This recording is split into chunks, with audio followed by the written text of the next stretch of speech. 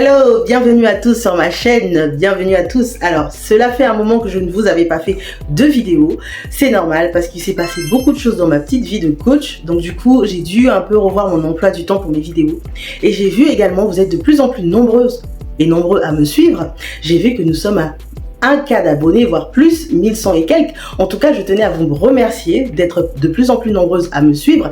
Vraiment, ça me touche beaucoup. Ça montre vraiment que la communauté est en train de grandir. Mon objectif, c'est que vous puissiez avoir encore plus de contenu de ma part, ou peut-être même des contenus en duo avec d'autres coachs, avec d'autres personnes qui font à peu près les mêmes thématiques que moi. En tout cas, je suis très ravie de voir que vous suivez mes vidéos, je vois vos commentaires.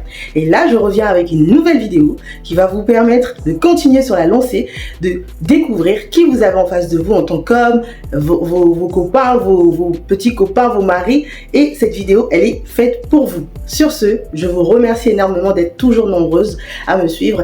Continuez à partager mes contenus, continuez à liker mes contenus parce que la communauté est en train de grandir. Mon objectif, c'est de créer une grande communauté sur YouTube, publique et pourquoi pas privée, avec des contenus privés par la suite. Sur ce, à tout de suite pour ma vidéo. Belle journée. 8 questions essentielles pour tester votre compatibilité amoureuse, mesdames. Hey, les femmes de qualité. Aujourd'hui, je vais partager avec vous 8 questions clés à poser à un homme pour savoir si vous êtes vraiment compatible. Ces questions vont vous aider à découvrir si vos valeurs et vos aspirations sont alignées et vous permettront de créer une relation solide et épanouissante. Avant de commencer, si vous aimez ce genre de contenu, n'oubliez pas de liker la vidéo, de la partager avec vos amis et surtout de laisser un commentaire pour me dire ce que vous en pensez. Et bien sûr, si vous ne l'avez pas encore fait, abonnez-vous pour ne rien manquer. Enfin, pour celles qui souhaitent aller plus loin et rejoindre une communauté de femmes inspirantes qui se soutiennent mutuellement, je vous invite à rejoindre ma communauté privée et spéciale Femmes de qualité. C'est un espace où vous allez pouvoir travailler en profondeur sur votre confiance en vous, votre mindset et attirer des relations saines et épanouissantes. Le lien est en description. Je vous y attends avec impatience. La première question. Quels sont tes objectifs de vie à long terme? Quand on s'engage dans une relation, surtout lorsqu'on aspire à quelque chose de sérieux, il est essentiel de s'assurer que les visions à long terme sont alignées. Les objectifs de vie à long terme définissent en grande partie la direction que prendra votre couple. Si vous et votre partenaire avez des aspirations fondamentalement différentes, cela peut générer des tensions et des frustrations à mesure que vous avancez ensemble. Pourquoi cette question est-elle cruciale? Les objectifs de vie déterminent la façon dont chacun se projette dans l'avenir. Imaginons que l'un de vous souhaite avoir des enfants d'ici quelques années, tandis que l'autre privilégie une carrière internationale sans vraiment de place pour une famille. Cela pourrait créer une incompatibilité majeure à long terme. De la même façon, certaines peuvent rêver de stabilité financière, de posséder une maison, tandis que d'autres priorisent les expériences comme voyager ou vivre de manière plus spontanée. Comment aborder la question? Il est important de poser cette question de manière ouverte et non accusatrice. Par exemple, au lieu de dire « Que veux-tu faire dans 10 ans ?» Ce qui peut sembler abrupt, demandez plutôt « Quels sont tes rêves pour l'avenir ?» ou « Où te vois-tu dans quelques années ?» Cette approche permet de lancer la conversation sans mettre de pression immédiate sur des engagements spécifiques. Exemple de réponse à analyser. Je veux voyager et explorer le monde avant de m'installer quelque part. Cette réponse montre un besoin de liberté et d'aventure. Si vous, de votre côté, souhaitez vous établir rapidement et fonder une famille, vous pourriez rencontrer des difficultés. Je souhaite monter ma propre entreprise et me concentrer sur ma carrière. Ici, la carrière est au centre des priorités de votre partenaire. Il est important de savoir si cela laisse de la place à des engagements personnels ou familiaux. En écoutant attentivement, vous pouvez évaluer si vos chemins sont compatibles ou s'ils risquent de diverger. Comment gères-tu les conflits dans une relation? Les conflits font partie de la vie et dans une relation, la façon dont les deux partenaires gèrent les désaccords est cruciale pour la santé du couple. Cette question permet de mesurer la maturité émotionnelle de l'autre et sa capacité à naviguer à travers les tensions inévitables. Pourquoi cette question est-elle importante? Le conflit mal géré peut devenir toxique, tandis qu'un conflit bien géré peut renforcer la relation. Certaines personnes évitent complètement les confrontations. ce qui peut mener à une accumulation de ressentiments. D'autres peuvent exploser à la moindre provocation, ce qui crée un environnement instable et stressant. Comprendre comment votre partenaire réagit dans les moments difficiles vous aide à évaluer si vous êtes capable de surmonter ensemble les obstacles que la vie ne manquera pas de vous présenter. Comment aborder la question? Posez cette question en lui demandant de vous raconter une expérience concrète. Par exemple, peux-tu me raconter comment tu as géré un désaccord dans une relation précédente? Ou comment réagis-tu quand tu es en colère? Le fait de relater une expérience passée donne une idée plus réaliste de sa manière de gérer le stress. Exemple de réponse à analyser, j'évite les disputes autant que possible. Bien que cela puisse sembler pacifique, l'évitement des conflits n'est pas toujours la meilleure stratégie. Cela peut indiquer une difficulté à affronter les problèmes de manière constructive. À long terme, les ressentiments non exprimés peuvent s'accumuler. Je dis tout ce que je pense sur le moment. Cette réponse montre un tempérament impulsif.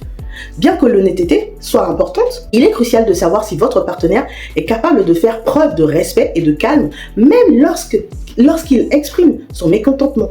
Un couple sain est celui qui parvient à résoudre les conflits avec respect, patience et ouverture d'esprit. La troisième question, quelle est ta définition du bonheur en couple? Cette question, bien que simple, est essentielle pour comprendre comment votre partenaire perçoit une relation réussie et épanouissante. Chaque personne a une vision différente du bonheur et cette diversité peut soit enrichir la relation, soit au contraire la compliquer. Pourquoi cette question est-elle cruciale? Certaines personnes trouvent leur bonheur dans des moments de partage constant avec leur partenaire, tandis que d'autres ont besoin de leur espace personnel pour être épanouis. Si votre conception du bonheur en couple diffère trop de celle de votre partenaire, cela peut conduire à des frustrations récurrentes. Par exemple, une personne peut valoriser des moments de détente à la maison, tandis qu'une autre préfère un mode de vie plus actif, basé sur les sorties et les voyages. La clé ici est de comprendre ce que chacun entend et voir si ses attentes sont compatibles. Comment aborder la question? Demandez-lui, qu'est-ce qui, selon toi, fait qu'une relation est épanouissante et heureuse? Encouragez-le à être aussi précis que possible. Les réponses vagues peuvent sembler rassurantes, mais elles ne permettent pas de savoir si vous êtes réellement compatible sur le long terme. Exemple de réponse à analyser, je me sens heureuse quand nous passons beaucoup de temps. Si vous êtes du genre indépendant et que vous appréciez avoir du temps seul, cette réponse pourrait indiquer un besoin d'adaptation ou des tensions futures sur le temps passé ensemble. J'aime que chacun ait ses propres activités et qu'on se retrouve pour des moments de qualité. Cette réponse montre une compréhension de l'équilibre entre autonomie et moments partagés, ce qui peut être plus compatible avec des personnes ayant besoin de leur espace personnel. Le bonheur en couple réside souvent dans un équilibre entre les attentes des deux partenaires. Qu'est-ce qui te motive dans la vie? La motivation est l'un des moteurs principaux de l'épanouissement personnel et professionnel. Une personne motivée par des objectifs clairs est souvent plus satisfaite de sa vie et par conséquent plus épanouie dans ses relations. Pourquoi cette question est-elle cruciale? Les motivations et passions d'une personne influencent son mode de vie et la direction qu'elle prend. Si vous êtes en couple avec quelqu'un de très motivé par sa carrière, cela pourrait impliquer des sacrifices au niveau du temps de qualité passé ensemble. Inversement, si vous êtes avec une personne moins ambitieuse, cela pourrait engendrer une certaine frustration si vos attentes diffèrent sur le plan de l'accomplissement personnel ou professionnel. Comment aborder la question? Demandez-lui, qu'est-ce qui te pousse à te lever le matin? Ou qu'est-ce qui te donne de l'énergie au quotidien? Ces questions permettent d'explorer ses centres d'intérêt sans être trop intrusives. Elles montrent également que vous vous intéressez à ses passions profondes. Voici quelques exemples de réponses à analyser. Ma carrière est ce qui me motive le plus. Si votre partenaire est très centré sur sa carrière, cela peut être à double tranchant, mesdames. Il est important de savoir si cela laisse de la place à la relation et si ses priorités évoluent avec le temps. J'aime profiter de la vie sans trop me prendre la tête. Cette réponse peut indiquer une approche plus détendue de la vie, ce qui peut être compatible avec quelqu'un cherchant une relation plus légère, une relation lambda, mais peut poser problème pour quelqu'un avec des ambitions plus prononcées. Les motivations profondes façonnent la personnalité et influencent fortement la dynamique d'un couple. Quelle est ta vision de l'engagement? L'engagement est un concept qui peut prendre différentes formes selon les individus. Pour certains, c'est une évidence à court terme, tandis que d'autres, cela implique une réflexion plus profonde. Cette question vise à comprendre ce que l'engagement signifie pour votre partenaire, qu'il s'agisse d'un engagement émotionnel, physique ou spirituel. Pourquoi cette question est essentielle? La manière dont une personne conçoit l'engagement influence directement sa capacité à s'investir dans une relation à long terme, mesdames. Si l'un de vous est prêt à s'engager rapidement, tandis que l'autre préfère prendre son temps, cela peut entraîner des frustrations et des incompréhensions.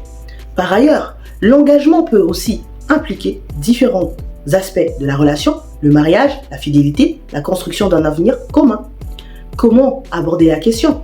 Il est préférable de poser cette question d'une manière qui ne mette pas la pression, comme « Qu'est-ce que l'engagement représente pour toi dans une relation ?» Cette question ouvre la voie à une discussion sur les attentes de chacun sans précipiter des décisions ou des engagements immédiats.